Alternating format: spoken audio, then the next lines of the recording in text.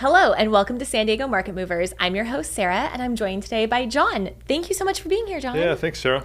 So obviously there's a lot going on with AI all over. There's a lot of changes, a lot of interesting things happening, but what are you seeing specifically with real estate and AI? Well, I mean, right now it's, I think, still kind of early on with how agents are using it, but I think almost every agent that I talk to now is like, oh yeah, I used AI to at least come up with my marketing text and some of the information I'm putting out there. So the interesting thing is, we all use it to some extent now, and so much of the time it's better than what we can come up with. I know. Or at least it gives you a good start and gives you some good ideas. But I think in a broader sense, if you look at just so many of the real estate jobs that are surrounding any sort of transaction where there's underwriting or anything like that, and it seems to me that over the next few years you could see a lot of those jobs get automated. Yeah. I think on the lending side, that's where I'd be the most nervous if I was a lender, because you do have so much of that back end financial checking on all these different components of someone's qualification, and a lot of times it takes 21, 30 days to do a loan. Well, with AI looking over that stuff, it seems like it would take minutes. I agree. When we're looking a lot at data and what's going on, AI is a great tool to help us synthesize the data and make sense of it. Yeah. And it can do a lot of cool stuff. I just had clients bring in an AI rendering of a kitchen remodel to get a contractor bid. And they're like, this is what we want. And it's fascinating, all these different things that AI is useful for.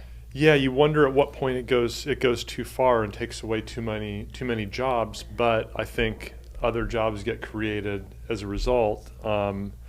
There's just so much to it as you look into, okay, what's going to change with real estate. I think with agents in particular, I still feel like there's so much nuance to each neighborhood and value and negotiation that it's hard to replicate that. I wholeheartedly agree. But so I was having a conversation where, okay, if you've got a unique home and it's valued a certain percentage higher because it's historical or because it's got a larger lot or a better view than everything else in the neighborhood, the more information AI gets about, okay, this is what that type of home in a different neighborhood has an increased value because of these things.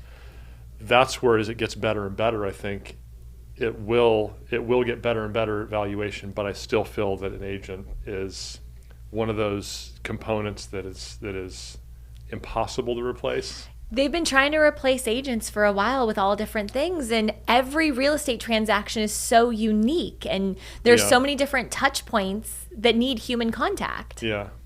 And I think that's really cool, and I think that's what makes real estate such a fun profession, because people need us to be there for them. Yeah, it's relational, and I think people do want the human touch and the expertise, because people, like you said, every property is so unique that. But then at the same time, it's great that we can all use AI and become more efficient and effective for our clients and do a better job. Yeah, got to embrace it. Exactly.